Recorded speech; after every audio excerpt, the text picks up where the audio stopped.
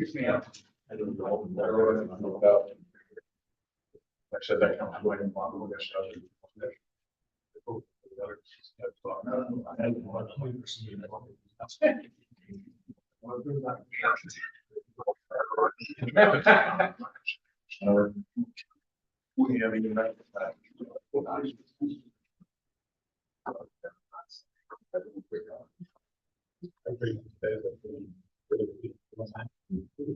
it's a fun whole path.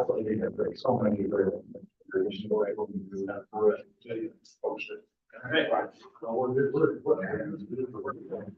Good evening, welcome to the Northwest Fire District 1 meeting for August. Please rise for the Pledge of Allegiance and the moment of silence. Partners of the district. I pledge allegiance to the flag of the United States of America, to the republic for which it stands, one nation, under God, indivisible, with liberty and justice for all.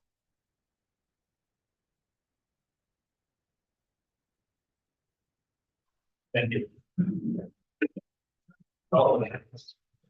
Sean, Chris here. Rich, hi. Brian, I here present, and Nick here. and Dan is excused. Is there anything for public session agenda items only? Public session and items only. None. We're going to the district building report. Mr. Casino is here with you, and I know Mr. Durivage has come. Good evening, gentlemen. Just wanted to make a lot of progress. The outside is shaped up to we're 75% done. The blacktop is done. The striping, J&K was there today. They put down the topsoil and seed all around the perimeter and all that stuff.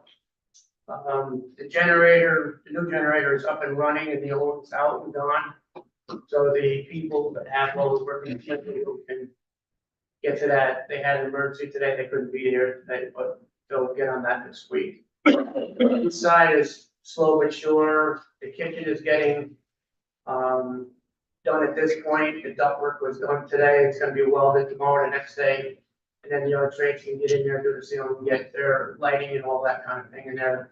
So hopefully the next 7 days, we'll see improvement in the kitchen. Other than that, there's just a lot of little things happening. We did get a bathroom. Yeah. So we have a bathroom and they throw yoga apart. But we're progressively making it there. We held off purposely for them to do second coatings of paint because other things needed to get done before they get in there to do the painting. So between you guys, Bob, the district, and myself, and everybody was kind of watching that painting, because we want it done right. So we don't want to have it done in between to this room to that room. We want it done all at once, so it'll come out nice. Like I said, other than that, everything is just rolling into place. It's just every day something's getting finished. So I think we're getting to a point where maybe next week they can even fire up the rooftops. So, you know, do that, certify them, balance them, and go from there. So we're a little bit closer this month. No, I appreciate what you guys have been doing, you and Bob, especially, you know, you guys are catching stuff that other entities should be catching, you know, the front ramp issue and everything. You guys done great with that, and can't thank you guys enough for that. Are we still looking September-ish?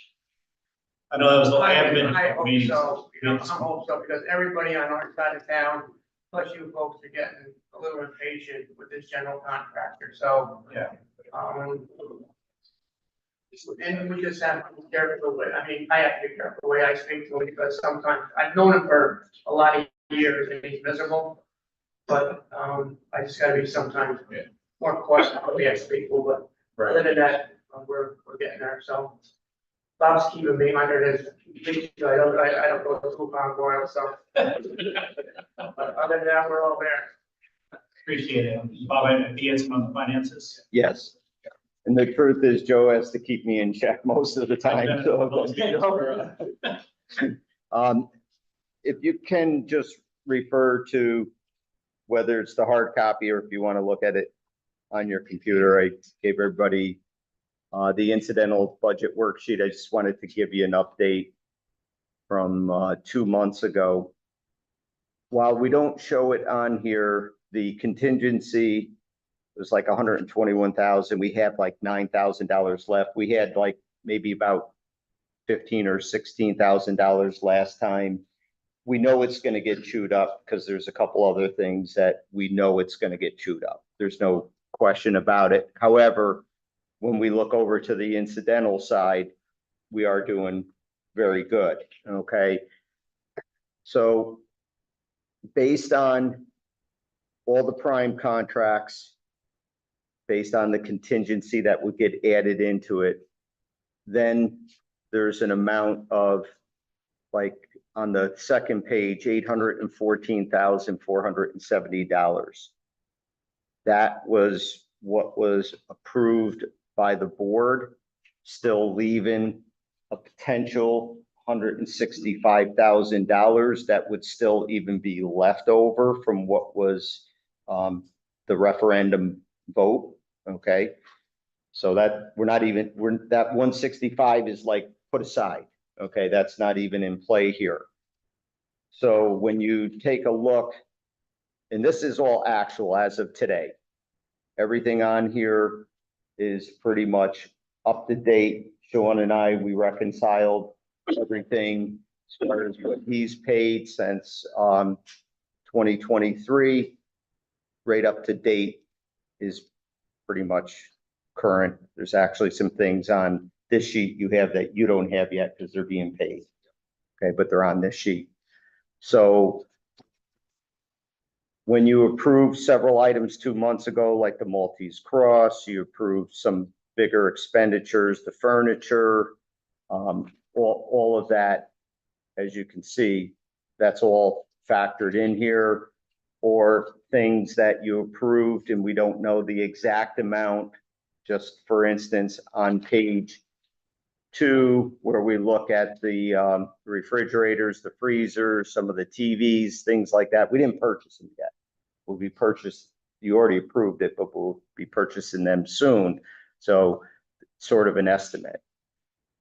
So Line 56. yes, yeah, line 53, line 54, 55. Okay, no, that, yeah. I was gonna ask you about 56. Yeah, 56 is really, we're not going to really need that. Okay, that was sort of all incorporated with 55 and some of the contract with Eclipse. I was in conversation with Audio Video Corp and kind of told them that we're not reusing the existing system because of what we're doing. And, you know, he's like, that's just like a sort of a smaller system than this. He goes, you could put it on a cart. You could have it as a backup if you ever wanted to do that. And we could help you facilitate that if you needed it. So it's still going to be a viable piece of equipment, but we already decided we're not hooking that up. So you see here that we're running 569 and there's still things on here that didn't get put on here yet, but we're still doing well. It's likely that the credits we're going to receive from MJG for the shed, some of the things that didn't have to be done and some of the credits there, and for the sub base, I'm hoping that those credits will sort of offset anything else that comes up. There's some things that were missed. They're not cheap things. There's some expensive items there. They're gonna, that's gonna hit the contingency, but I'm hoping that what we get in credit is gonna offset that, and the contingency may be able to absorb exactly what it's supposed to do. And again, renovation projects, You don't know until you pump it. well, yes and no. A little yes, a little no, a little in between. There was a lot going on, and I think some things got mixed in the whole part of the bunk room. And then once you took the bunk room away, things got a little weird. I think the easiest way to put it. But we're doing okay. That's, while I wish the construction schedule was faster, but on this end, we're really keeping things in control. And you can see by these numbers here. And there's a, but the actuals between, up in items number 7 through 13. Now, not everything there is hit exactly, and Sean, I will need an updated amount from you from that capitalized interest at some point. Okay, because we might need to massage that line item number 10. There could be some other administrative expenses and things like that, so. But we're doing okay. That's a good thing. Absolutely. I don't know if you have any questions. Any questions for Bob or Joe? Oh, the only question I got is the old generator. Was that part of the project or was that a district item that was taken out that we had Now, I to? think it was part of electrical contract with Bob. It's in the contract, because I checked on that. It's in the contract that it goes to them to remove I it. just want to make sure we didn't skip a plus there. No, we do not. No, and I thank you for bringing that up, but I checked that for sure. It's listed right in there that they're responsible to get rid of it. And then the security camera that's hanging over by truck 42. I know there probably hasn't been a punch list done yet, but I mean, it's tapped on and it's already falling off the building. Yeah, they're coming back to fix that, and that was brought to the attention of Mr. Sipperly, and he wasn't too happy about that, so All right, they're gonna be fixing that. that's all I. Yeah, anything you see like that, let us know. Yeah, we're paying a lot of money, so. No doubt. He was told about that, and it is tricky putting things into that It is, brick, that okay, is but there. that was not a good job. So, again, thank you also. DFP presence report, latest year. We got one firefighter applicant submitted. His name's Craig Campbell. He comes with a bit of a background of EMS to active EMT, rode with stuff on Delmar EMS. Our membership secretary had contacted them. They gave a positive response on him. So he comes with a positive recommendation from our department. Building use request was filed by Mike Lashnet for the pavilion or in foul weather, the meeting room, for August 24th for a family birthday party.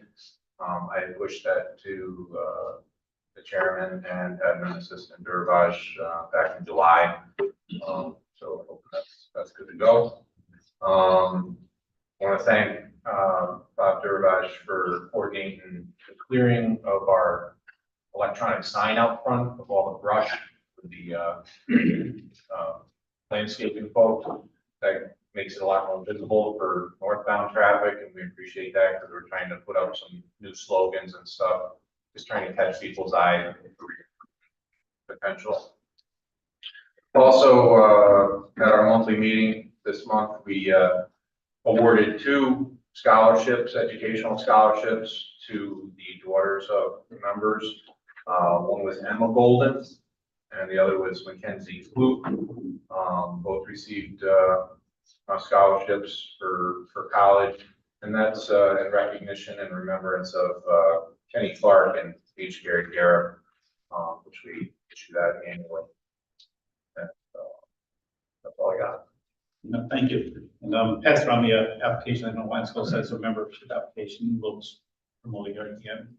Winesville President Mason, sir. The only thing I have is just the one membership application for Robert W. Miller Jr., one of our past chiefs.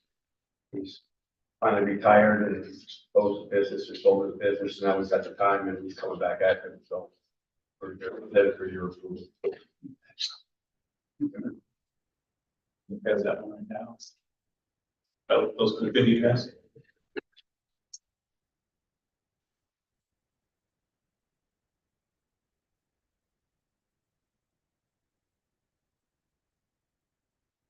Do the facilities first. This was submitted, within the time frame. And the motion to do that by Nick, seconded by Rich. On favor, aye. Aye. Please. That's a straight.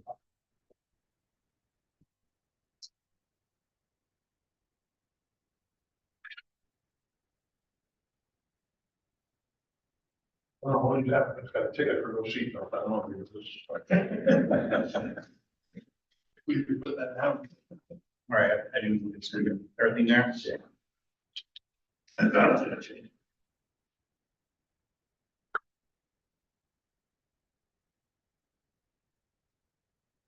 Do we have to do the background check?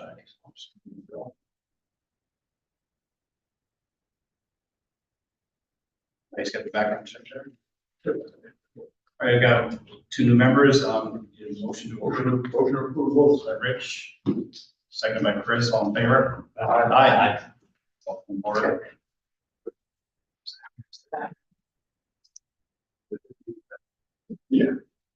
Approval of prior month's minutes.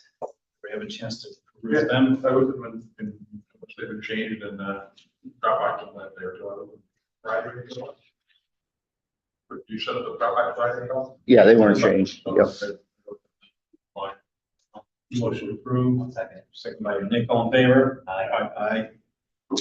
President report, Sean. Here comes the bank reconciliations for your review, consideration, and signing off on. The treasurer's report, the money market account had a reconciled balance of $1,109,563.85, earning interest of $2,579.29 for the month.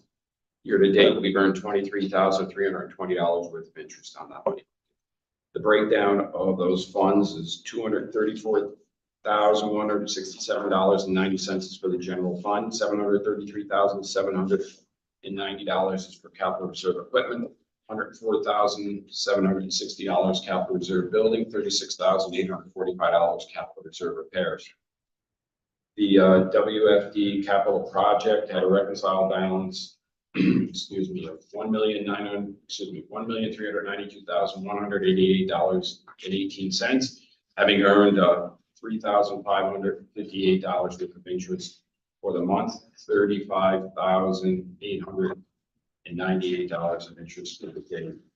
Our general fund checking account has $141,211.36 of the reconciled balance as of July 31st, earning interest of $548.67.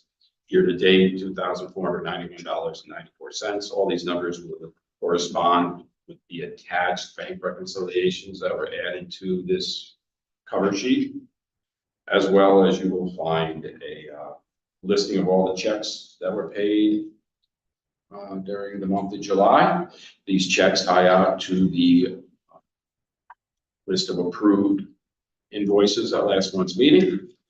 And finally, the last 3 pages are actual budget expenditures.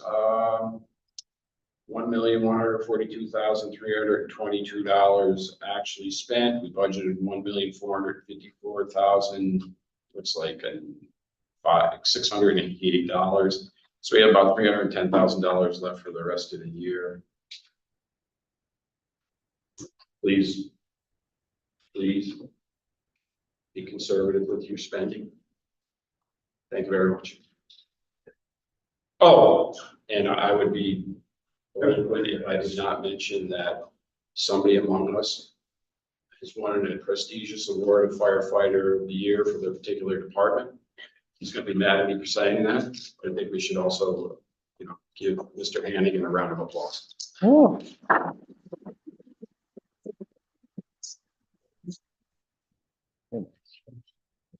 I need a resolution to roll call. A resolution, sorry. So resolved, seconded by Chris, roll call. Chris, Rich, Brian, Aye. Nick. Aye. Okay, approve current month's invoices. You should have the printout. Steve has the pleasure of going through the vast amount of invoices. I didn't see anything that popped out.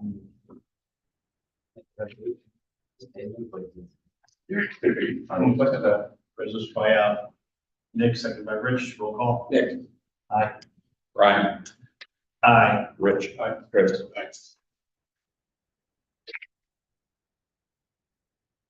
I guess one quick, how are we with the maintenance budget? I see Rich kind of quite the number there. Maintenance still looking kind of. Yeah, no, I'll spend our maintenance budget. So now it's gonna be careful, I said this. Now it's gonna be a matter of reviewing the budget to actual, find other areas where we have been saving some money. Gotcha. And reallocate those funds. Okay, because it felt like it was getting real close, and I saw that in there. Correct. Correspondence received. Yes. The M&T month-end collateral statements for 6/28/24 and 7/31/24. We received a payment on 7/24/24 for hazmat supplies in the amount of $496.70. That was for that car accident that Wyantspille responded to, and we were able to get some stuff back from the vendor. Received payment from Sean Kerwin for Verizon phone at 7/9 for $329.99.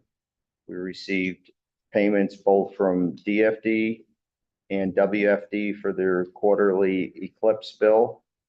Breezeville's was $168.75, and I'm not sure why it's still $755.10.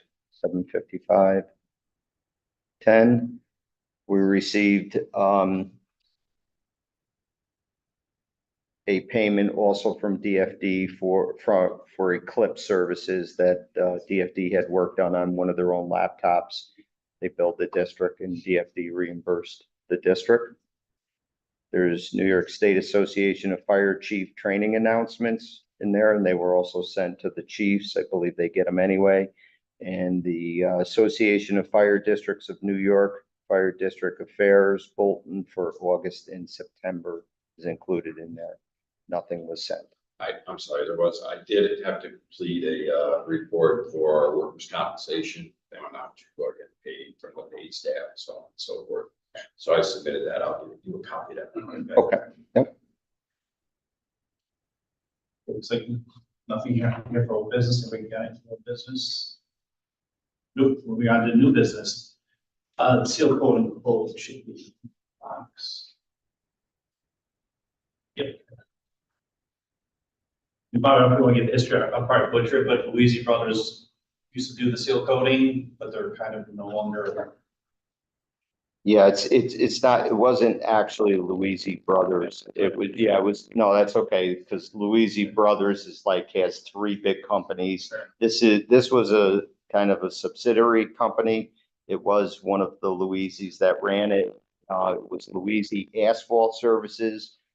And we've been using them before because Louisi did the blacktop here when the building was built, but they went out of business. And I spoke to Peter Louisi from the bigger company. They don't do these kind of jobs anymore. We have used Prestige seal coating. They're from East Greenbush. We've used them in the past. And there's virtually really pretty much no difference in price. It's $100, but. Yeah, it's under $1,000. It's still a good price. They do good work. Yeah, it's tough getting people. I know that's one of the reasons why they're not doing work anymore. So we just need a resolution to pass. Yeah. Yeah, simple question on it. Yep. And excuse my ignorance on the, apparently the terms that they used in their profession. Alligator cracks, gator areas, what that's. Yeah, they were just saying like if there's like a crack this big, they're not gonna fill it with, Oh, all right, so. you know, Yeah. it's, so that's something, right. So they're not responsible, I you know. didn't know what their terminology. Yeah, that would just require obviously some actual blacktopping. Any resolution for the seal coating? Oh, Nick, for a second. Roll call. Chris, Rich, Brian, Aye. Nick. Aye. Chief report. We need another month. We'll go with WFD, Chief Littlefield. All right. Not too much for you guys, but you do have our statistics for the month. That's really about it. We made it through the paving 2 days without losing any trucks or equipment. So that was good for pissing off the neighbors, right? This is part of it, for the most part. So, but yeah, we're excited to have the bathroom after 8 months. And now the fun part begins of moving everything that we moved to do where those places are and then put it back where it's supposed to be. So. Coming along. So I see I got a couple purchases here, we'll just do them all at once, because I know DFT has some purchases too. Chief Clue, DFT. Want me to talk? We're talking about man. You get the calls and the purchases, obviously. Just a couple of things, we'll be attending, it's Community Day on October 12th. And we'll be doing a Joe Bruno recruitment day. Last Friday got rained out, so we'll be doing that. We have a couple of days yet. CPR reversals, I talked about a couple months ago that we had in the end of April, beginning of May, like 4 days apart. Both of those reversals were very successful. They're up walking around. The Ryan French from the ambulance and Chief Kieran put a thing together with the town board. A bunch of press came. So just want to recognize the members that were there. Excellent job. Assistant Chief Sheen, which he did not want to go. Assistant Chief Gregory Kroll, firefighter Lashman, firefighter Bill Storr, and firefighter Andrew Morabito. And then that was for the gold ball incident. For the DeSalle, that was Assistant Chief Daniel Sheen again. Old man firefighter Robert Durivage, maybe call him Ash Chief again. Firefighter Jeffrey Belchmeyer came in at the end. So congrats to those guys, did an excellent job. It was good PR for us, and I think we had the long range planning meeting right after that. Yep. So hopefully we didn't mislead anybody or give a false sense that the district is in good shape with manpower, but we did our jobs. Absolutely. We've been working on duty crews, actually, Chief Sheen has been working on the DFD side, and Assistant Chief Wilson has been working on Winesville side. So I'm gonna leave it for those guys. They've been keeping me in the loop, but they'll do a little presentation. So, like a few groups said, back in June, July, we did, had a sit down meeting, 5 of us. And one big stuff we talked about last month was staffing and making sure we could break up the floor and doing our due diligence. I reached out to each group fire, they sent us a copy of their deep group policy protocols, schedule how to do it over there. We kind of, me and Dan kind of back and forth, what we emailed over the last month, so came up with a basic guideline, what we hopefully would be a good footprint to start with, and then build from that, with, scheduling, what we want to have, guys, remember to show up with. Their responses, their guidelines, their crews, their responsibilities, and then the credits and a little bit more on that. So we came up with that.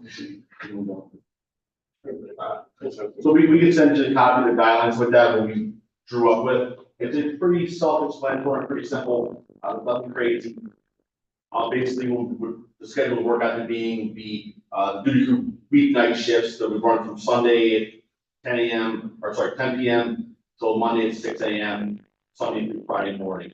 And then the weekends, we kind of work out to being, just like I said, this is a start. We can change this as we go. But weekends, Fridays and Saturdays, we wanted to look at doing from 6 p.m. to 6 a.m. Friday and Saturdays, and then split those up. So you're going to tie up that whole 12 hours, you do 6 or 6, or do all 12. So just wherever it's beneficial for the member, they can help out and do a little bit. Basically, it goes through the scheduling side. It shows when to sign up through, how to set up, sign up, there's a scheduling portion on the I am responding. So that when a member does sign up, the scheduling coordinator puts in I am responding, they'll get a notification about an hour before the shift when they're doing what they're doing. The officers in charge of that crew will do paperwork, so the guy gets their credit for that tour, and go from there. The general thing about the crews, really at least make sure we have a minimum crew on the engine that's functional when the alarm comes in, whether it be an accident, a fire, whatever, so that putting a crew off that's capable and ready to go. You dropped something. I dropped Oh, all right. Fred, slide it down the table, didn't work. Then we get into some of the responsibilities of the members that are signed up for, and on one side, we want to make sure that your drivers are qualified. On the rescue, it's 427, that we can, we set up a piece of equipment that's liable, they're liable to go out the door with the crew. So we talked about in there, who's gonna be the officer in charge. That position be filled by the chief, the captain, lieutenant, or the senior firefighter. Because sometimes, I know on our side, we meet Adam and John, as far as the line, all three of us are working the same shift on an overnight. So one of us may not be there, and that we put a provision in there, that, once again, if WFT chief is available, the chief refer back to district policy, the contact, and have chief from over this side of town respond over if needed.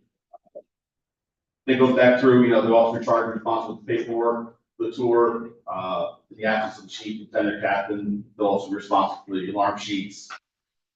Some of the responding guidelines, if they're covering that, that shift, that respond, utilize that responding. And they're basically their credits. I know our low staff, there is a duty crew or sleepover, or bunking rolls thing, you might have credit for it.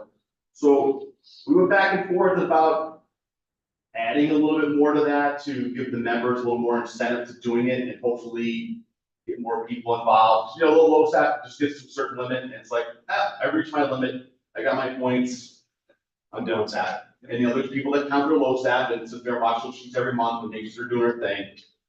So we wanted to come up with some kind of reward credit for them, so that for each shift or duty crew they do, give them a rewards credit, and then they can use that in turn to purchase, a pair of gloves or a flashlight or something in between where, as like a bonus for doing it. The low staff's good, a t-shirt's nice, but, it gives them a little bit more to a reward for them for doing that. Because they said we've had issues, people are coming around with stuff, life and stuff.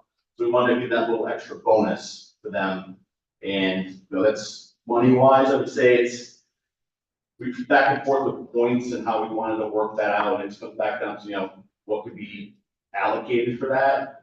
And, back and forth with the math and trying to figure out what would be best without, spending $30,000 over the course of a year for this. We just kind of keep it simple and a cap and things like that. So that was, Dan had a couple things on that too, but also like on the duty crew schedule thing, we wanted to do, basic shift money through Sunday, and then the holiday duty crew should add some of the major holidays we have is to basically give them a little bit extra, almost like a double time type thing, that they can sign up to do a duty crew on Christmas or Thanksgiving. The guys are around, hey man, thanks for helping out on that day and signing up to make sure we have approved. Bonus points, right. So that was added in there as well, and added a couple more on there, just those major holidays where, we know people are away or there's people around, at least letting us know that you're here, and that we have somebody around during the day, so I'm thinking in the back of my mind, nobody's around. So if there, we'll get it tightened up, we'll so we can send it back up to you, they hit a couple extra things on that too, so. Hopefully we can figure something out money wise or monetarily with that and go from there, so. Yeah, so I sent, Bruce Bill's guidelines to, Bob and Commissioner Craig. Between us lines, so they're 98% the same. I changed WFD to DFDRs and then our apparatus. There's very little change. We're trying to make it as similar as possible for either side because it is going to be a district effort, not a station effort. I was gonna say, that's pretty. Yeah, so like I said, other than a little bit of verbiage for trucks and sheets like myself, it's 98% the same. Don't hold me that number though, so we'll do that. But yeah, the purpose of it is trying to spread the workload out, especially for nighttime calls and those special events, holidays, storms, natural disasters, and for the time that we decide we need some sort of duty program where we need staffing here. So like the purpose for the workload out, so it's not the same handful of people going on overnight calls and then retiring roughly at work the next day, so I can try and spread it out. So Chief Wilson covered pretty much everything else. I mean, the big thing will be, we will need some sort of funding to the incentive program if the district feels it's appropriate. We do, like I said, I think we've, at least in the preschool, we do a lot for our members to try to give a little bit extra, give them something falls, but a little bit more couldn't hurt. And even if it's a little bit, however we do math, it's better than what we did. So we don't have the answer to that. We'd like on some sort of number to work with the district before we suggest plan. We have a couple, but if, money is X and our plan super over extends that, then it's no good. So we'll have to work with the district to see if we can do that.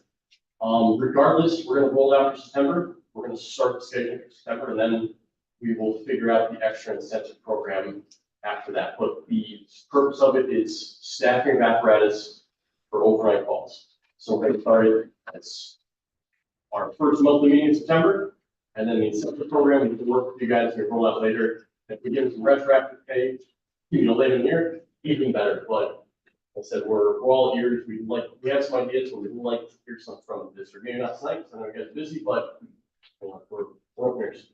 So just I went back the first 6 months of the year and kind of got a baseline number. So between the hours of 6 p.m., 6 a.m., the first 6 months of the year, we did roughly about 70 calls in that time frame, that 12-hour period for that 6 months. So, we did the 10 calls, 12 calls that we do in that time frame each month. It's sporadic. It's not like all the time. So it's like the daytime thing is a lot more busy than the nighttime stuff. But at least we have some kind of number we can start with that, with the call volume that we know where we have to be and where the busiest times are. It's 4 o'clock in the morning, we're only turning out a couple of guys for a call. It's tough and it needs to be done. We need to add a little bit more stuff, like Dan said, to maybe produce that. If there's any questions or comments? I got a couple questions. It sounds like something we probably definitely need. Are you planning on staffing both stations every night, or is this a Wednesday's got tonight's free, so we can cover tomorrow night, or? The schedule is going to call for each station to have their own scheduling, and then Assistant Wilson's going to kind of take a little bit of lead on the IR scheduling stuff and show me how to do it.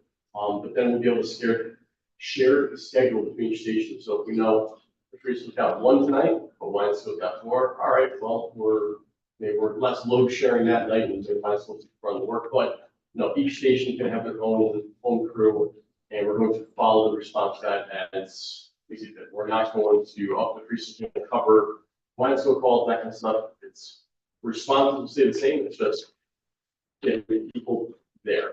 The other question is, it's going to be a full response for right now, right? We're not asking people to stay at the station, or if they want to, God bless them, they can do it. But right now, it's designed around a whole response. So you just get ahead of that question, might come up. And Does that answer your question? Yeah, that answers perfectly. One other question that came up based on something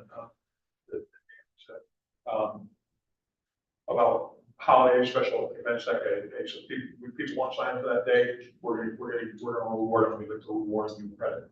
Is there going to be a top number? Are we filling seats on one piece, or are we letting 25 people sign up? We put it in as there's no max how people want to sign up for it.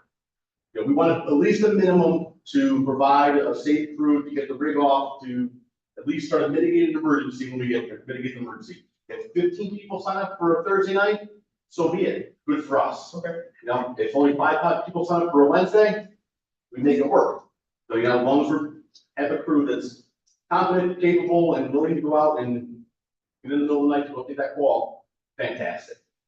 So, when it comes to, going to some sort of incentive program, if the funding's not there to not put a cap on it, we understand it, we'll adjust from there. But as of right now, purely scheduling, we have it for 6 people except full truck, but if 7 people sign up, great. And it's not going to prevent people from responding. I don't know if I could sign up for a night, and turns out you can, just because you're not signed up. Hopefully it doesn't mean you don't come down. We still going to turn out people that have signed up, but hopefully that answers the question. Thank you. Chris? Fairly depth and hopefully get some motivation. I mean, we definitely have a problem overnight. I mean, we saw that again, was it last week? Yeah. On our town, part of our town. For basically would be basic engine response for, there's definitely a need for something. I mean, I'm open to any ideas, you know, it's, obviously when you talk incentives, you know, basic, you know, points and stuff, we gotta make sure, you know, it's legal, you know, within our limits, you know, we obviously can't do things like, gift cards and stuff like that, but it's fire back equipment. I was asked, we worked out a little bit with Sean. I'm having an issue with that. I know Dan, he called me before, a couple weeks ago about this, Dan Garrett, that is, sorry. And he was behind this too, you know, it was a good idea to start doing something. So what do you need anything from us right now? Is it or more just set up a meeting with, Chris, you have a question? Yeah, just so Sean doesn't know, when you throw a number at him, but what are you looking for, like funding wise, how much? I would be, I'm reluctant to throw a number out, please, because I don't understand the district finances well enough to say something. Again, we have a couple ideas. One's a little bit higher than the other, but again, or they can both be really high, because I don't understand, you know, where money came from. So I think myself and Chief Wilson, I think sitting down with the commissioners in charge of this, plus Sean, before we throw a number out, so don't pay ourselves into a corner. I would rather do that. If you push us to get a number, we absolutely can, but like I said, I'd rather have a discussion before that, so we kind of we're all on the same page. Yeah, I mean, I think, sorry, I was gonna say, I think companies that, you know, flesh out obviously too, but also what we can do legally as far as rewarding people. And, part of, under finance, insurance and auditing, as we said, we gotta get working on the budget. We gotta schedule our workshop for September. So if we would kind of come up with some sort of number, soft number, or whatever, just so I can start factoring it into the I mean, the budget. I don't want to jump ahead, but I'm hoping, I had asked for it last month, hopefully operations has a meeting that's kind of incorporated in. But, you know, I know you guys know, the sooner I get it, the easier it is to Yeah. kind of nail it into the budget, so. Sure, so the low end plan, be $7,000 a year. The high end plan, we're looking like 25. Gotcha. Is that food total for both? Both ends. Both, okay. Yep. Thank Again, we're open for ideas, if we don't have all the answers, especially for that stuff, so if we're bring back some information, we can adjust, we can make some sort of plan. Even if it's much lower than both of those, it's better than what we're doing now, so. And as we start doing this, I know Chief Wilson was talking about, you know, getting this up and running regardless sooner, at least by then also you'll probably be able to engage membership interest, so to speak. You know, that might affect your numbers too, if you find out, hopefully you find 40 people, you know. I'll take a night, but I mean, you know, if you find out it's like 18 people, you know, that'll affect your budget number too. The big thing, we'll have to come back, you know, so we get this thing running up and running, take it back in 6 months, say, hey, here's our numbers, here's where we're standing, how things are going with it, you know, good, bad, or different, just so we know how it's the projection, so you guys, so if it's going well, awesome, if it's not going so well, maybe look at other things, maybe tweak it or. I mean, I know we talked a little bit during our long range, open any ideas, we need to do something.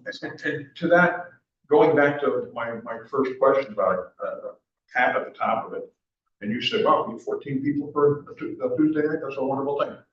But if we get 14 people for Tuesday night and one person for Wednesday night, and we had a cap on Tuesday night, somebody might say, should I get down here time to get my name on the Tuesday night list? But I guess I can do it, I guess I can do a Wednesday night. I might push somebody into the Wednesday night, that was my thought there. So think about that, digest it over one. And I guess we have to look and see how it plays out before we can.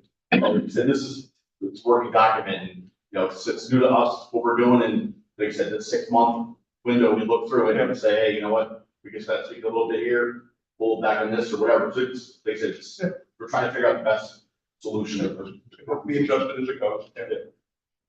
And no, I appreciate the effort you guys are putting into this. It's good, you know, it's good proactive work, so. Any other questions or not, you know, maybe something we can cover in like an ops meeting or something this month.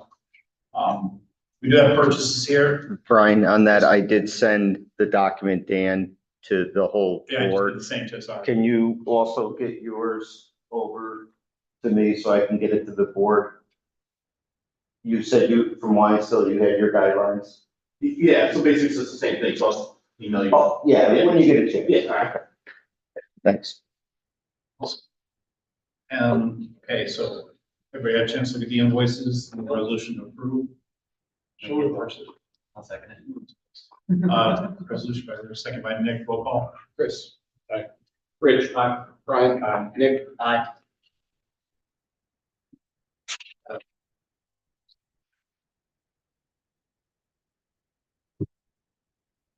Anything else for the chiefs you guys do report wise? Committee reports, apparatus and equipment, Rich and Nick. An apparatus, there's a spreadsheet which was socialized in, Dropbox, and I believe I emailed it to the committee members. Well, it kind of identifies where we are with the 7 vendors that we identified as being, potential suppliers of linear place. They're at various stages, they're getting feedback from. The only one we really haven't received anything yet from is Generic, but everybody else has sent us at least something. We've got a meeting scheduled for later in the month where we're gonna look at them, we're gonna look at these replies, we're gonna look at some of the stuff they sent. And kind of laid on schedule of who we want to go see first and where or when, I don't want to do this. I don't want to, tackle this, wrong. I have an extraordinary amount of time. But I mean, we've got one of the vendors is, oh, I got a beautiful truck for you guys to look at, it's just in Warwick. So it's a Saturday, for people to get out of Warwick and take a look at it. And its sister truck that we'd have to look at to get both sets of features is in Latham. So we can see the features of it, some of the features of it in Latham, we have to go to Warwick to see the actual higher tower one. So, but we're getting feedback like that from a lot of the vendors. They're all supplying this apparatus we've got out there, pictures. Pretty cool, what you do with the electronics these days. I would like to, now that the ramp is done, we got a known figure for how tall the existing carport is. I'd like to go over someday and set it up where we can back it in, take some measurements, do some measurements up high, get an angle of approach, an angle of departure on it, so we can say, this is what we have, it fits. So we're not telling somebody, it's, I'm very leery about telling somebody that the fire truck has got to be 11 inches, 11 feet, 9 inches. Because what if it doesn't fit, needs 11, 8.5, And I know if we had the problem in the freight building in the old station, and a couple of our apparatus specs read that the designed apparatus had to fit the existing door. And the existing ramp, and the vendors would call you up, well, how big is it? No. So it's a 10-foot door, but it's got a weird angle of approach, and you guys are bidding this thing. You've got to design it to fit the door. You come over and take the measurements. And some of the vendors came over and took their own measurements to make sure that they were quoting something that would fit. So I know we have that problem with our truck or two things, so make sure on top of that, sure. So that's where we are with the apparatus. I got nothing more, if you touched everything we've been discussing, so. Well, you should have a meeting earlier in the month. We have hydro flow test kit. Oh, you want to talk about that now? All right. Well, it's on the agenda, so. Okay. I asked Bob to get a quote for a hydro flow test kit. And some of the background behind that is we went out one night to do hydro flow tests, get an idea of what some of the hydrants on 43 could do. And we got some really startling results. We couldn't quantify those results because we don't know what our flows are. We don't have the pressures. I'm still not convinced that the word surge at Eastern Village was caused by the pressure coming up and down. I don't know. Might not have been, it's just 2 points down, but it might have been. But anyway, and then we had some weird results out of 43 that were just, and talking to the other crew, they did 4 or 5 hydrants as well. They had some pretty weird results. We can't, in my estimation, we can't go back to the town and say, your hydrants suck, something about them. We need to go back and say, we did flow tests on these hydrants and these are the results we're getting. And in a case of a couple of them, or at least one of them, the hydrant on either side of it was good, seemed good. This one was bad. So that tells me that there's a valve somewhere that's probably not open. We can't quantify any of those numbers. So that's where the discussion about hydrant flow test kit came up. And I had Bobby to go get a quote for it, and I kind of picked one out, and we worked with a couple vendors, and got quotes on. But then thinking about it, talking about it with others, if that'll just give us a number for hydrants. But what if we want to test a nozzle? What if we want to test a new hose lay? And put a nozzle on the end of it and see what kind of flow it is. We can do that with a good feeder gauge. And the gauges that go along with that. So I'm thinking maybe we, instead of buying that kit, we can get a kit that would do more of everything.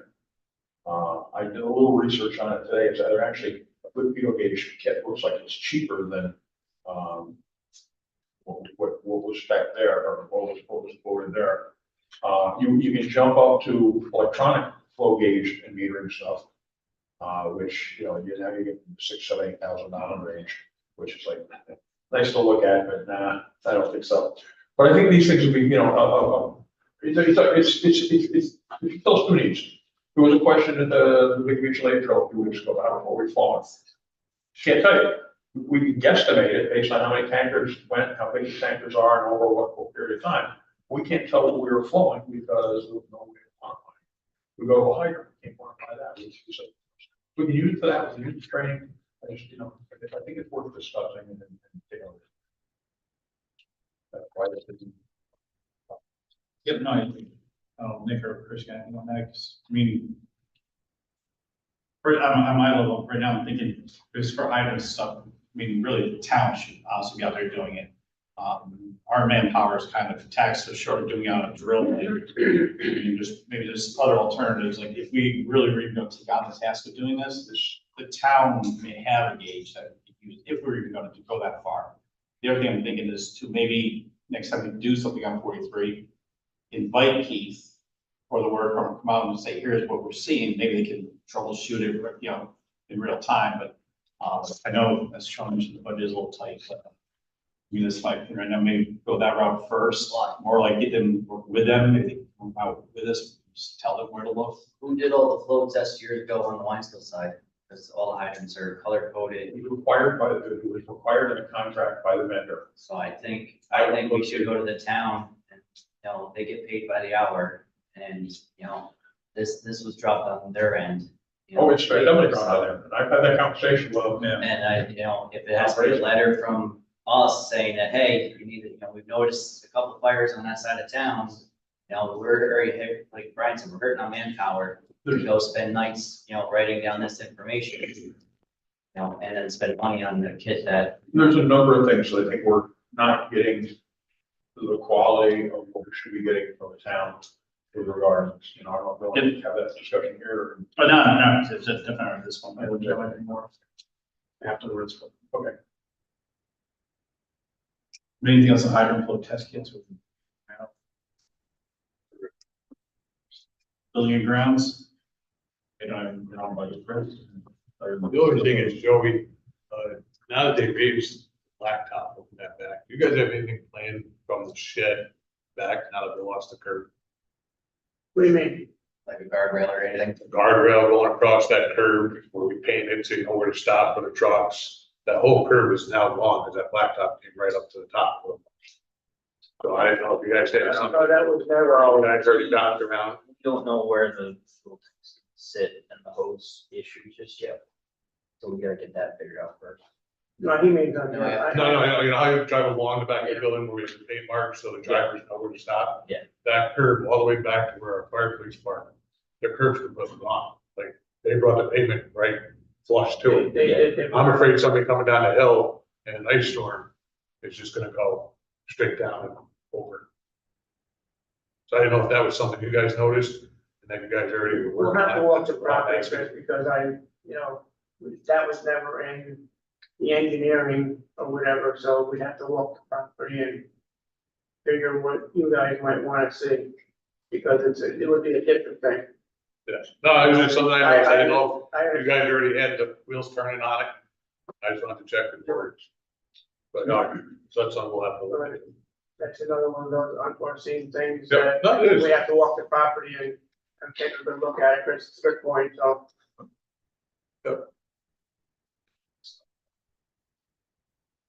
So, I have- All right, district personnel, inside here, I have nothing, district personnel. Finance insurance on it, well, Nick. I have nothing less to honor from. Well, traditionally, we start the September meeting a half hour early, so we have a little bit of a workshop on the budget. So I was hoping we could have a motion to start at 6:30 on September 9th. And then also traditionally, because our October meeting is on Columbus Day. Right.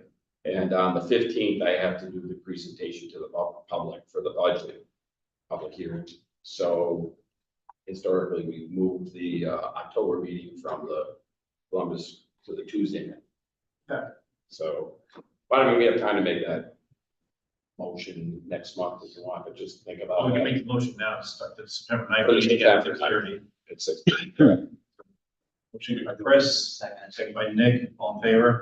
Aye. So you do, I know you do the posting. And if anybody has any input that they want to send to me to help prepare the budget, Oh, you didn't read the long range plan notes? I'm on ready. Okay, is that last? Anyway. Thank you for those. No So problem. you're Sorry saying, I missed that. you're saying likely to be moved to the 10th, is that? No, In October, September just started 6:30.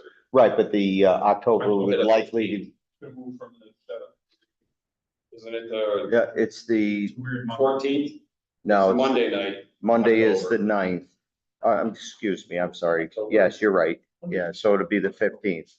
Well, we didn't make the motion yet for Okay. October. October, Columbus Day's on the 14th, probably gonna have to move to the 15th. 15th. Then we'll do the You budget can make hearing. the motion now to move to the 15th instead of the 14th.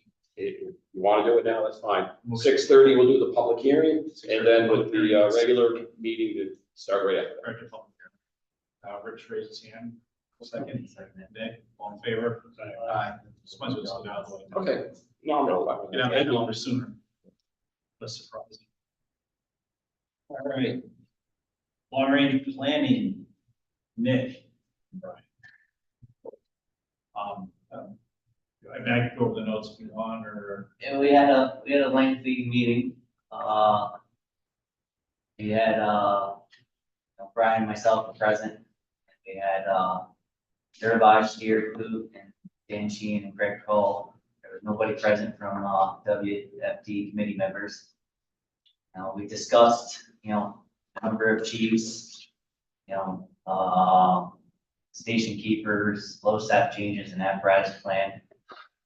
Skim over it real quick, talking to the chiefs, here that night, we came up with, we took the money for the 2 Tahoes that we're supposed to replace, this year. I believe it was this year, right? they would have been due. They would have been due. Yeah. We're supposed to reallocate that money to be, for the rehab of Rescue 9 and, or 96, Rescue 42. So we decided that, as of right now, keep the 2 chiefs vehicles, keep doing the maintenance on them. Let's not replace them. They're in great shape, from what we can see, a couple minor things were just on the DFT card free. And just, for now, keep that out of the budget because, there is just no money for everything and to buy a, big apparatus. There were a couple questions that were brought up, what if nobody runs for chiefs and all that, so. We kind of just said, one of those things we'd have to tackle it if it came up, or, it's one of those things that's, fluid. Station keepers was, the big topic because, we all know, we're having manpower issues and especially during the day, the biggest idea was, who would basically be in charge of them, what were their job duties and roles. The problem that we kind of saw is we pay, for lawn mowing and snow plowing and all that. Right now, we don't have all that equipment. We would have to buy the equipment, find stores. So, there's, a lot of discussion of, would we go out and buy lawnmowers and truck to plow, or do we just keep using vendors and, what the job title would be for a station keeper. So there's a lot of work still behind that, to move it forward. the biggest thing is, finding the money for it, like anything else that's going on around here, so. Um,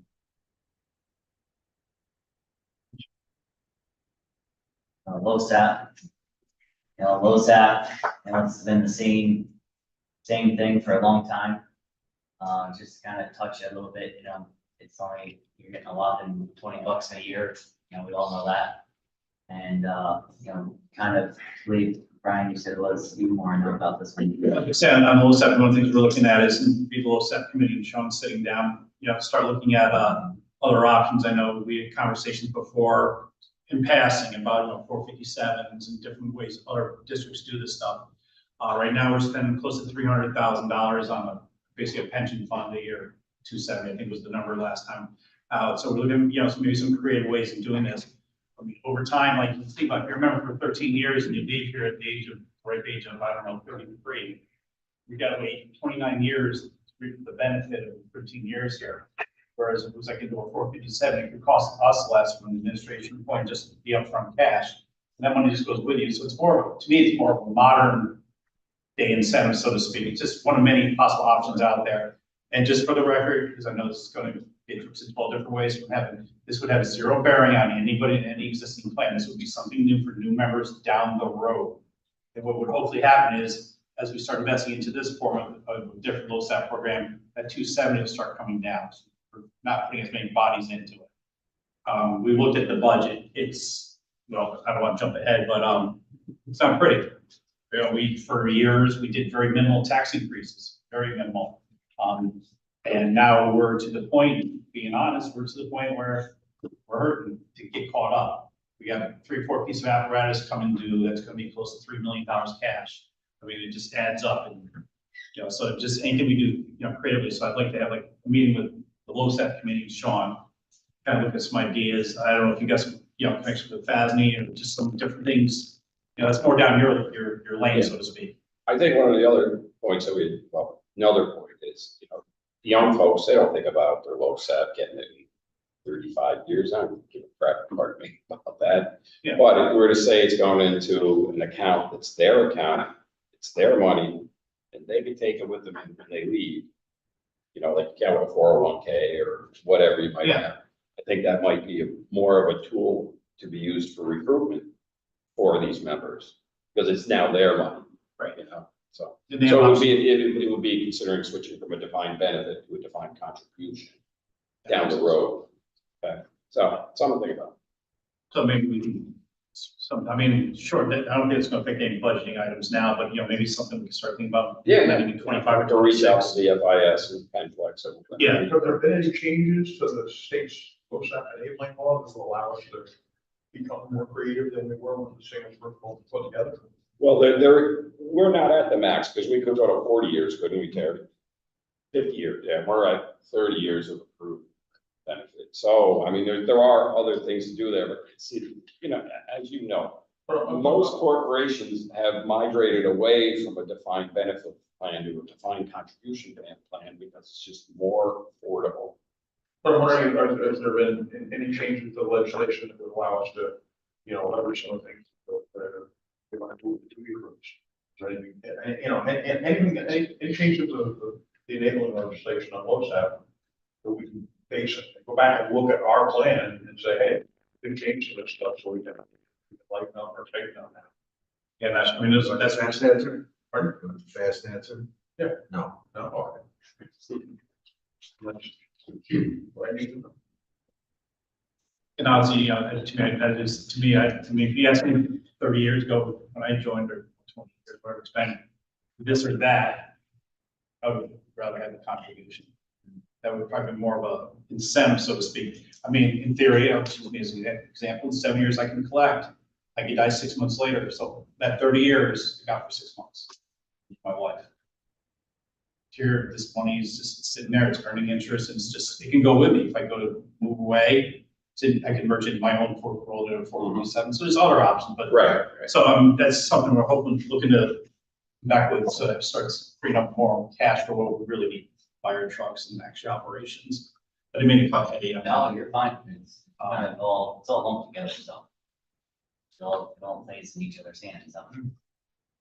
And I was gonna say that we, apparatus plan, we kind of looked at that a little bit. And I know we mentioned last month, talking about just coming up with general specs. And quite honestly, to the point where we need truck committees, truthfully. You know, we should set, this is an engine, this is what the engine should do in North Greenwich Fire District, this much water, this much more pump, this many seats. Yeah, I don't want to say stop, because we haven't really done it in the past couple of times around, but custom stuff, we don't need the bells and the whistles. You know, we gotta start really looking at what we spend money on. We talk about cheese cars. They don't have to be $80,000 Explorer brand new vehicles. There are options out there. Just, we gotta start looking at where we can save this money till we can get into a better plan. So one of the things also was like the apparatus committees, you know, sort of start looking at other options too. I mean, leasing's probably not the best deal, but because I know we can only borrow so much debt and all that fun stuff, that's more of a Sean thing. But, you know, tighten our belts on what we're buying, basically. You know, I know we budget 2.4 million for a ladder truck, and you find 2.1 at 300,000 goes a long way for something else. Same thing with the rescue, you know, whatever we're buying, we just gotta really, the committee recommend that you start tightening the belt on what we look at for trucks. I'm not saying go cheap and get something that's 20 years old, but something that's, yeah, it works. It doesn't need to be the F-22 Raptor version of whatever. One thing on station keepers, which I didn't have in notes, I talked to some people that working on, apparently what they do out towards Syracuse way is they actually, there's an HR company. We were talking about who would oversee the paid station keepers. There's an HR company that actually does this. They'll do all the human resource part of it and kind of the management of it. So that's also another option to look into when it comes to managing. Because one of the things we talked about was you hire 2 station keepers, who's the supervisor? The supervisor of our employees. So I've done a lot in operations, but also in your meeting, ideally, and I know we're talking about just to get an idea, working with Sean, we can actually determine what an FTE would cost, full-time employee for us.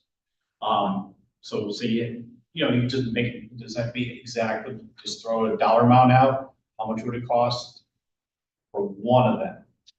That way we know 2 of them cost this, 4 of them cost that. So just have that number in our minds when we start looking at 25, 26, 27. It's just something that, you know, we kind of recommend we really need to start looking at and talk about it, but we haven't really done a lot about it. So might as well get the ball rolling on it at some point. That's what I understand. The only thing that, you know, came up, was the tax. Oh, yeah, the tax increase that, you know, I think we have to make a significant, you know, increase for 2025, which we can talk about that in the budget when we have the actual numbers sitting there. 'Cause if you look 10 years ahead, we're in a deficit still. And we're not guaranteed, because you see the price of doing business has gone up, you know, maintenance and anything else, nothing's getting any cheaper. That was our concern, you know, we're talking about is everything, like I use the apparatus maintenance is set at 105,000 roughly, or pretty much every year, but as everybody in this room pretty much knows, the expenses to maintain the apparatus goes up. The chief's budget's actually gone down over the last 10 years by almost $60,000, if not more. But the cost of gears probably doubled in that time frame. So that's why we're kind of recommending looking at this tax increase sooner. We're talking basically, I'm going off my, I don't have the sheet in front of me, but from memory, we're talking about in 26 going to 550 potentially. And we'd be at 485 and 25 cents. If anything, split the tax increase, move it back to 25. We got to start, you know, generating income. We're always told by the town the values are going to go up, and we never see this magic income from all the development. And with that said, we also probably should get a presentation together and just go to the town board and talk about all kinds of elements, you know, the problem with volunteers, wherever the taxes, how we're trying to avoid hiring people, but there may be tax increases coming. So we really need to start making a case. As part of the retention. We could include the stuff on the warrant too in there and say, hey, you know, our people out doing this stuff. We need. Well, it's just in general, it's just, here's our fire district, you know, Chief Klug pointed this out, you know, you had a bunch of members who, recognized at town hall, the prior most of active members. Truthfully, you know, we don't have a ton of members. And, you know, I know there's this hesitancy at times to say, oh my God, we're desperate for members, but we are. You know, cultures change. Everybody. Right, so, you know, we're going to start making our case to the public it's kind of this or this and what our options are. So we are recommending also for this to, look at, really look at the tax rate increase, which we know is coming anyway. It's just 25 instead of 26. That carries more money forward and all that fun stuff. I think that's about it. It was a very good meeting. I think we got a lot out of it, a lot of frank, honest discussion, you know, where we're at. And I think we need to kind of look in the mirror and see where we're at. Questions for I? Excellent.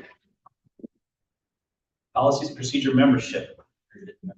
How's that? Yeah, very good membership. Get it out of the way. Welcome to the two new members again. LoSAP.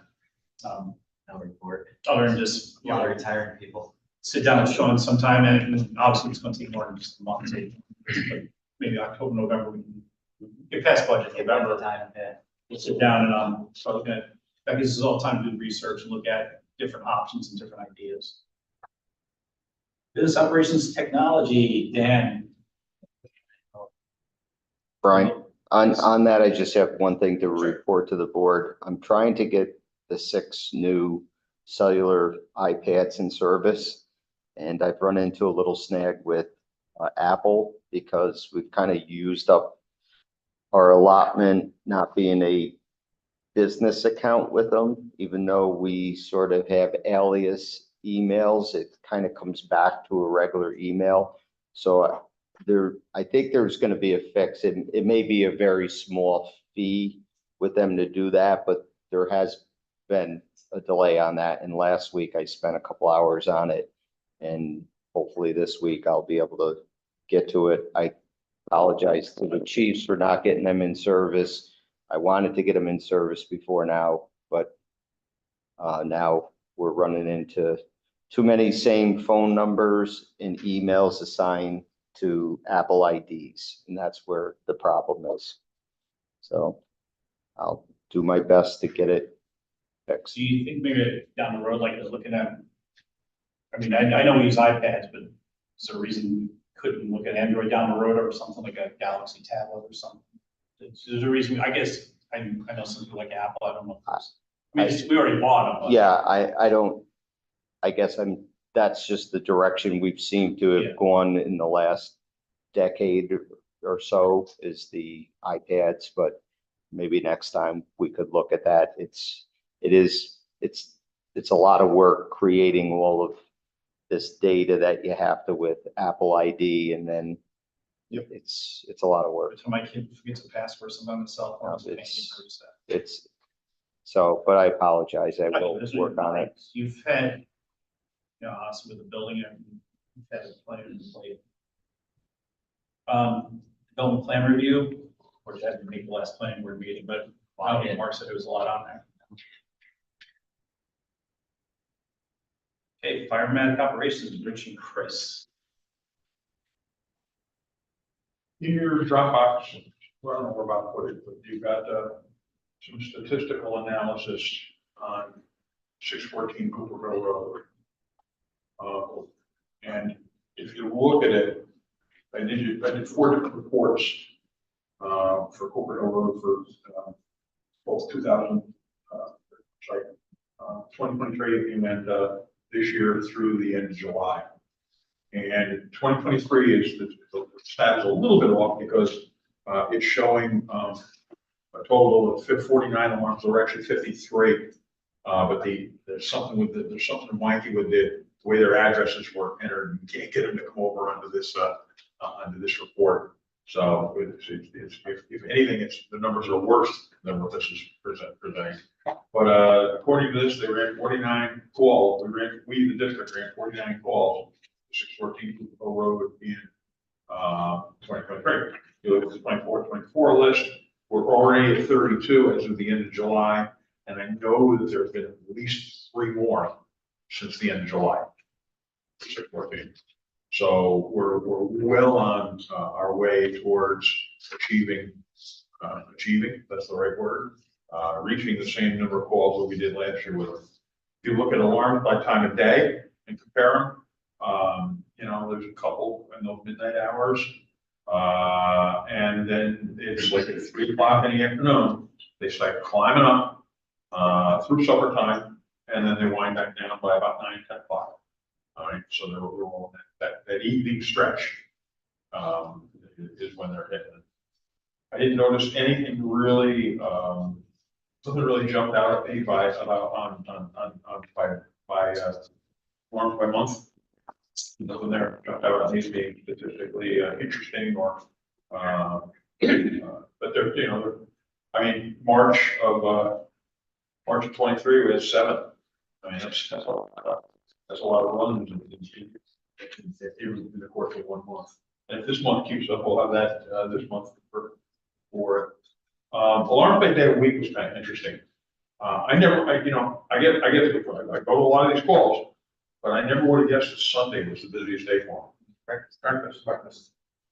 Always burning back breakfast. Yeah. They like to give it to breakfast. All right, so, and then they drop right off and climb back up towards the weekend. So I don't know what these tell us, but at least we've got hard numbers. We can go to these people and say, what you've got for alarm system and the way it's operating and the way it's working is not working well. We should not be going there once a week for something going on. Well, it's a lot of cottages, we got a lot of people, whether it's 7 cottages, 8 cottages. Pick a subdivision with 8 houses in it. How many times do we go to those 8 houses every year? We should not be going there once a week. And I think they need to be told this in the strongest possible terms. Because I know we're here, we're a nonprofit, we don't have any money, They're regulated by state entities. All right, they're regulated by the town, or they should be regulated by the town, because they're not a county facility. And they're not a state facility. I mean, we gotta push an incentive on them to fixing it. This could be another topic, should we decide to sit down with the town. And so we get get building department involved in this, get code enforcement involved in this. But these are not acceptable numbers. When we talk about people not coming. And if you look at the logs that I did, the run logs, I chose the option that gave us the attendance at the end of it. And I really couldn't draw much statistical from that, other than in general, it looks like it's winding down. And those attendance numbers are both stations combined. And I mean, there's a couple nights there that between the 2 stations, we got 7 people. We got 9 people. Single digit responses. And there's other times we get 24, 25. 27, 28 here on that. So it's hot cold. And like any place that does a lot, any place that has a lot of false alarms, when they finally do catch fire and have an event, we're in a deficit because half the people have these other pagers figures the EX call at the right. So Adam, did you get a chance to look at these stats at all? You got any thoughts on it at all? So the other element to it, Rich, is the human factor, right? Because you have the staff who are trained adults, built that. And you have the residents who vary in capacity, right? I mean, we all live it. It's either they're having a fit because something got taken away from them, they don't get to go to shopping trip or whatever, they pull a car. The system they have in place of the cover over the pull station, it just means it takes them an extra half a second to rip the cover, right? The cooking aspect of it, there's no ventilation in the kitchen. The kitchen's in the basement. They got 2 doors. That's all they have for ventilation down there. There's no true exhaust fan that's taking it away. That's probably a code problem. Well, I mean, codes would probably force them, probably. I mean, the smoke detector is within 2 feet of the stove. That's You know what I mean? kind of my question, chief. Like, code obviously is supposed to be farther away. Except, you know, it's been years since I've been down to the basement where they cook and stuff. I think it's the basement usually, but Yeah. it used to be when I was responding there. I wonder if it's something as simple as changing out a smoke detector for like a rate of rise heat detector. So we talked to Mr. Burke, who's the head of maintenance, right? I believe it was year before last, they went through and completely gutted their alarm system, went with a brand new vendor, putting new heads, all these different things. However, smoke detectors covered in filth, smoke detectors covered with paper towels or some sort of dishcloth. What we find is the faster we get up there, we catch them doing things. I have a picture on my phone of the paper towel wrapped around the smoke detectors downstairs because they didn't rip it off before I got there. Were they trying to keep the smoke from going in the smoke detector with paper towel? Right, they're trying And it happened to. anyway? You're dealing with. They're trying to. I understand that, and I have sympathy for that, and, I'm sorry the system's not, the date is antiquated, and there's not a lot of money to replace it, but, you can't run the fire department up there once a week more. Well, and the other issue is the physical safety of our members. My truck outside was 3 days old and it had one of their residents on the hood of it. Climbing around on it. Chris was driving the rescue truck, what was that, last month? Yep. And it had a passenger who was not a member. I get Coming it. down the hill, so, We've got to let them know in very strong terms that what they're doing up there is not working. well, and here's the other difficulty. Their staff rotates just as much as their residents do. I mean, this gentleman can tell you better than all of us, but, you know, they get someone who's there and they do their time and they find themselves somewhere They've got else. a director, and the director's been pretty steady for as long as I can remember. Is she still the director? I can't think of her name now. Karen Carpenter, Yes. been there for years, best thing that ever happened. She's not there at dinner time and breakfast on Sunday. Maybe we need to sit down with her and talk to her about it, tell her what's going on at dinner time, breakfast time. And tell her, hey, these are the 47 or 27 volunteer firefighters that had to put down their dinner to respond up here because your smoke detector is over the top of your stove and the wet paper towel they put on it to keep the smoke from going in, it didn't work. You know, so, and she's gonna go, really? I didn't know anybody was doing anything like that. I didn't know that was a problem. And I think we may get, a positive reaction to affecting change. But we can't run the fire department. I mean, I'm only one vote. Only one person. We can't run the fire department up there once a week. You know, Three times a day. I was gonna say, 3 times a day. we, yeah, and some days it is, yeah. And we went through this with Eastwood. And they had to be sat down, and then we sat the code enforcement down and said, hey, you know, this is not acceptable. And- Right, but with Eastwick and St. Jude's, it was programming solution. With Vanderheiden, I don't know if you wanna have a programming solution because they have lit the cottage on fire. I mean, how many times? Those are people that are just maybe not, maybe they should have went to jail, but they didn't. I know, I get it, I know who they are. They're just short of. It's that kind of element. You guys start with this, like, I know, I mean, we could do a little research or reach out to some other fire districts that have similar facilities, and see if they're running those kinds of programs. I think in this case, it's like, you know, I know we mentioned code enforcement, I think the actual authority is OCFS, Children Family Services has jurisdiction, not, so like it wouldn't be the town code, they have, just like, you know, colleges, like State Fire has that jurisdiction, the local code has nothing to do with Hudson Valley Community So can the College. board do something, send a letter? But that's what I was getting at. I know you had a couple things, we're not, I don't know if it get too in-depth names, but, I know we got several concerns with, building and utility issues in the town. I know, I had no one brought to my attention about duct detectors are now no longer fire alarms. You know, they set off all the notification devices, so that's something I want to get addressed. Maybe we should just, Have a executive session. I don't know if it's go that level, but just get our list of concerns together. And the district can take our concerns to them. Yeah, it's, I mean, talking about out here is really nothing, but like, compile your list. We're all in agreement, we're all in agreement, there's a problem. Oh, yeah, no, compile the list, share with the chief, so these, because you may see other things that we don't see. I've been very concerned when I was eventually told all of a sudden that the duct detectors aren't fire alarms. Well, I was in the code book today and it's a fire alarm. some of the hydrants on 43 Right, are, they're not hydrants, they're that's drains. code water, so let's just get a list.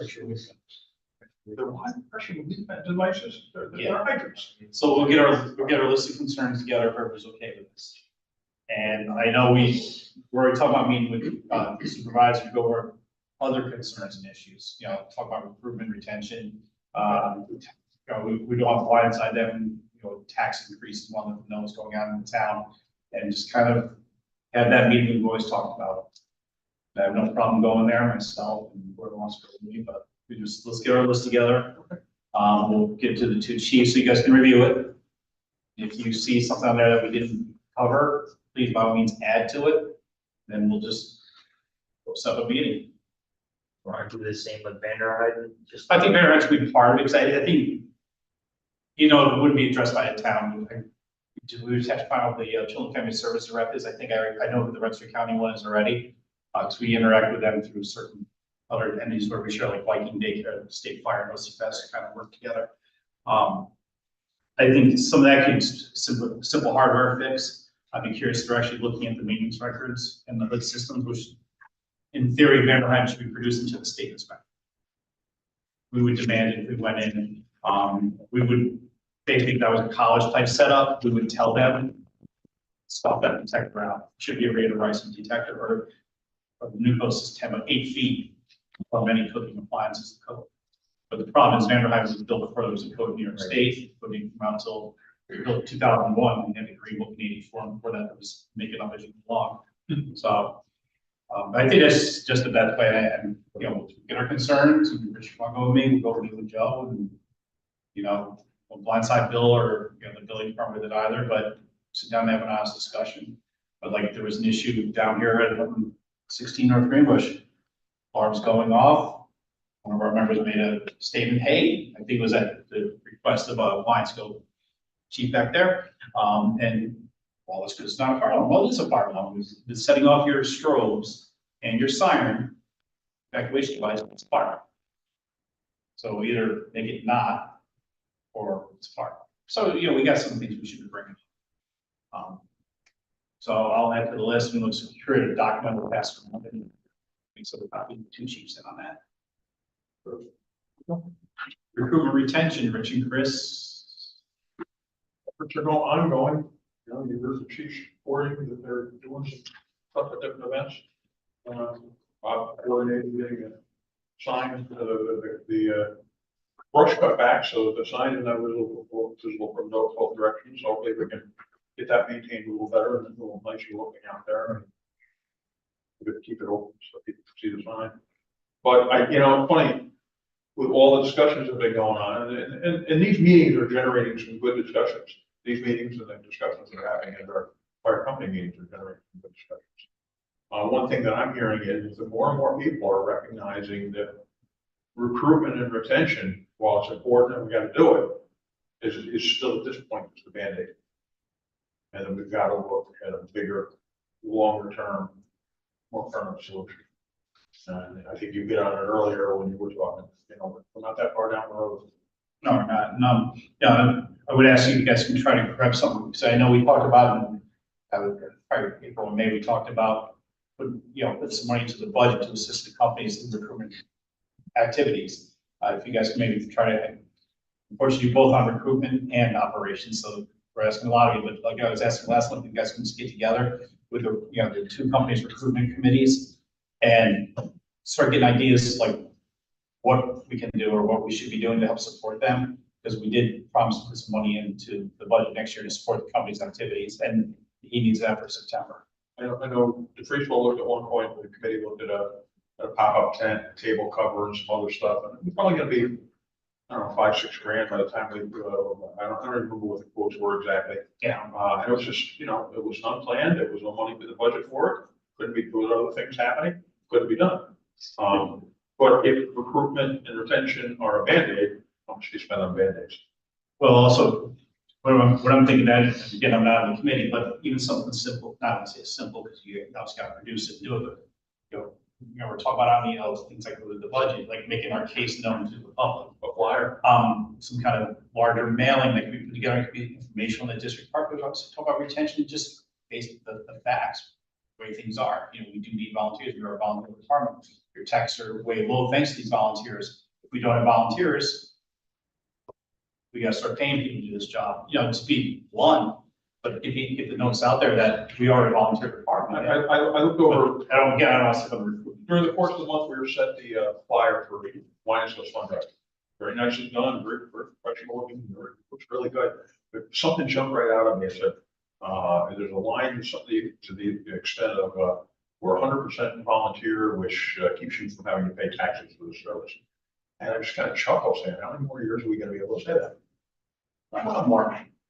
Not much more. Yeah, and that's another thing we talk about long range, because it was more, no action yet, but we're just talking about things, how much longer can we actually go to the taxpayer and say, the donations?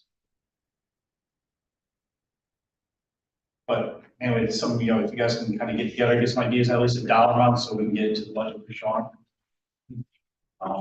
Companies you guys can meet with, and start spitballing some ideas. No, I guarantee they match Phil, but we did commit to supporting them financially in 25, so. Should be on the companies, because firefighters are responsible. Anything else for retention? Maybe I know it's here. Okay, we got a lot of meetings.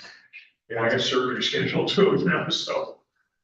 We should have had them last month, I asked. Take it easy on me. Need help? Do you think you can get your community too overwhelmed? You want to just sit in with? Instead, let us know. Seriously, good luck with the surgery. Be all serious. There's no reason that we can just swap out a commission. We just can't have more than 2 in a meeting. With that said, anything for public session? Joey. I just got a couple things. One of our members, Tom LaBelle, he was with us for a long time. He just begun the fire chief of Prince William County Fire Rescue Systems down there in Virginia. He was just sworn in, I think, last month.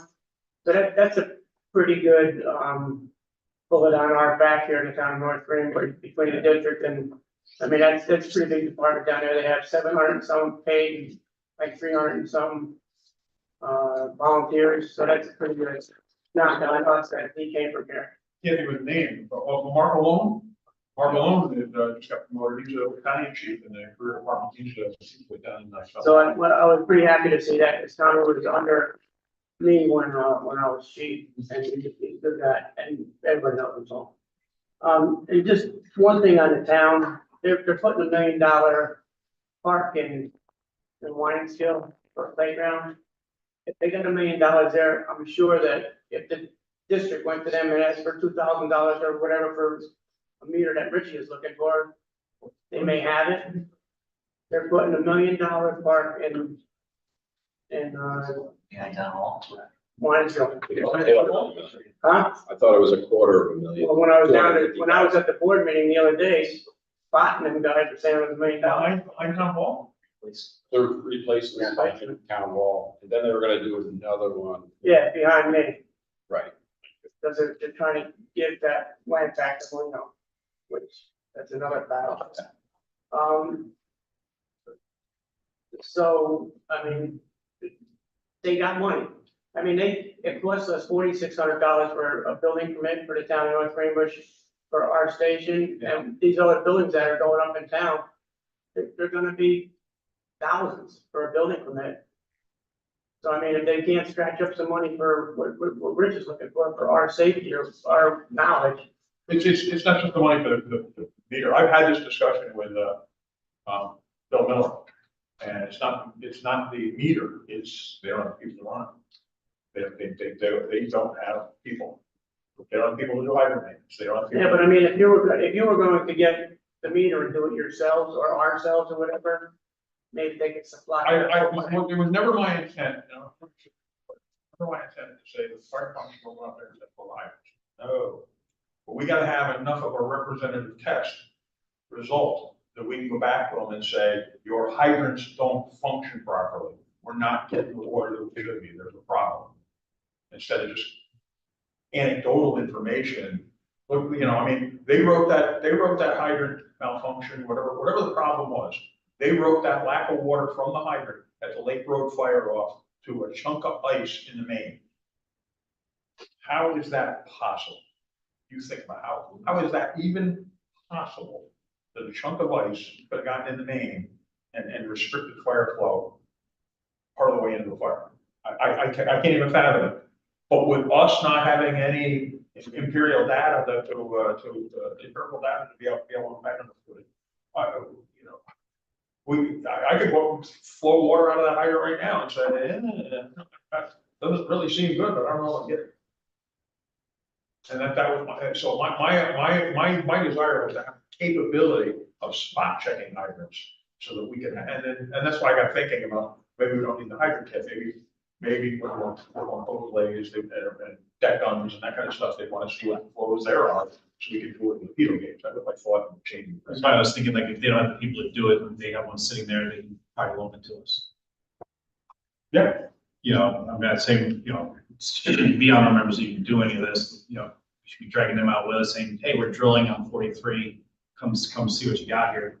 But, you know, at the very least, if we do go down that road, they should hold their gauge, come use. And looking at it, you look at the large tracts of property that are open and available out on and off of Route 43. I don't think that hydrant system going out Route 43 is gonna be there to protect cow pastures for very long. I think you're gonna see some significant growth. That's gonna That's follow. part of the conversations that I think we need to have or meeting, Joe and others. Anything else for public session? Anything else for public session? Hearing none, motion to adjourn. Motion that. Nick, Chris, all in favor? Aye. Aye. Thank you.